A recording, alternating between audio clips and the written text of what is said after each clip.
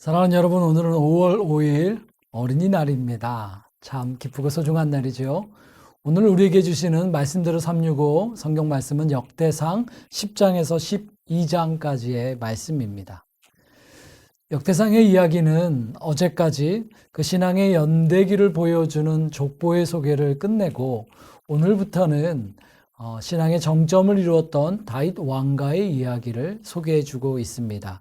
하지만 먼저 10장에서는 그 시작에 있어서 이스라엘의 최초의 왕이었던 사울 왕, 처음 왕이 되었으나 결국 신앙으로 실패하면서 왕으로서도 실패하였던 사울 왕의 이야기를 먼저 소개해주고 있죠. 그 이야기를 들려줌으로 인해서 먼저 하나님 앞에 경각해야 되는 것을 반면교사로 말해주고 있습니다.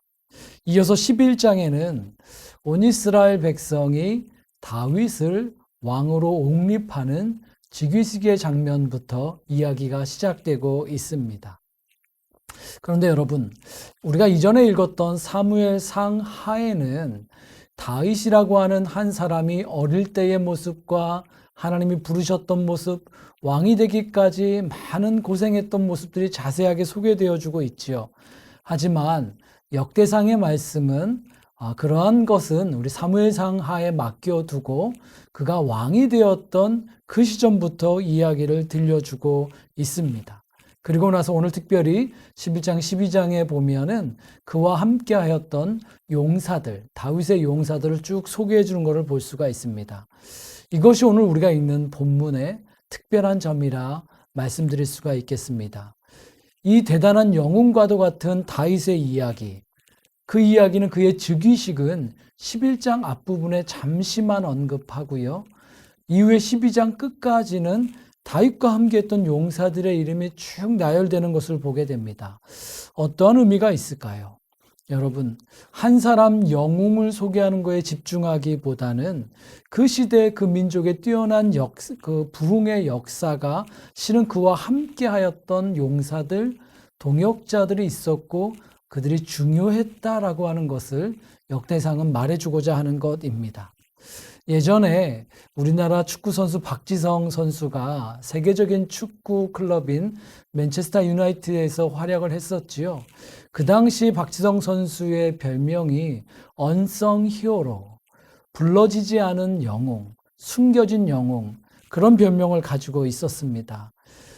그 뛰어난 팀에는 화려했던 골을 많이 넣는 그런 선수들도 있었지만 그 팀의 감독이나 또 중요한 분석가들은 실은 보이지 않는 곳에서 묵묵하고 성실하게 전체적인 경기에 이바지했던 박지성 선수의 역할이 너무 중요했다라는 것을 말해주고 칭찬해주고는 했습니다.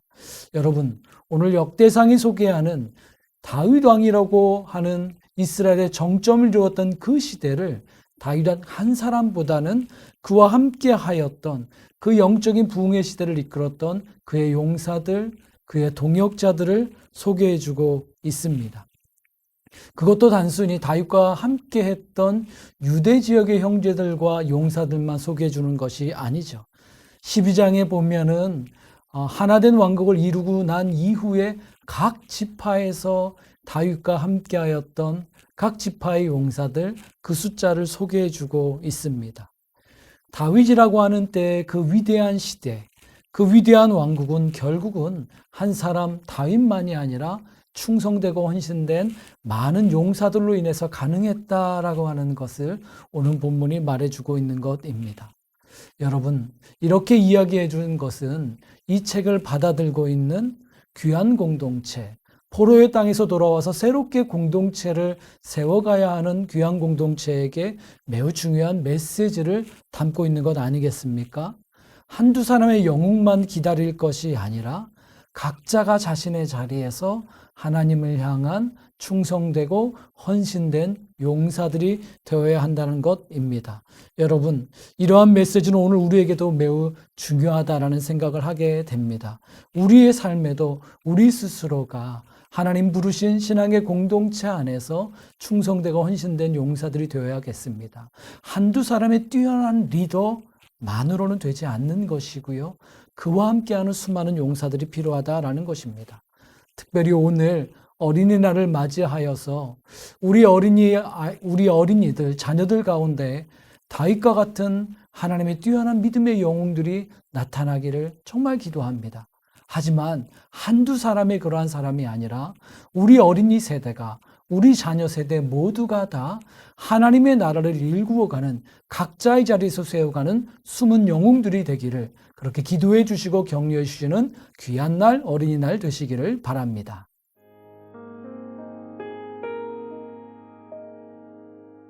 5월 5일 수요일이 되었습니다. 오늘 함께 묵상하실 말씀은 역대상 11장 9절입니다.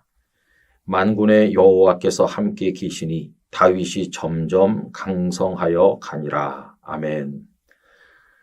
그동안에 역대상은 남왕국 유다에 초점을 맞추고 있을 뿐만 아니라 다윗의 왕가에 집중되고 있다 하는 말씀을 여러 차례 드린 바가 있습니다.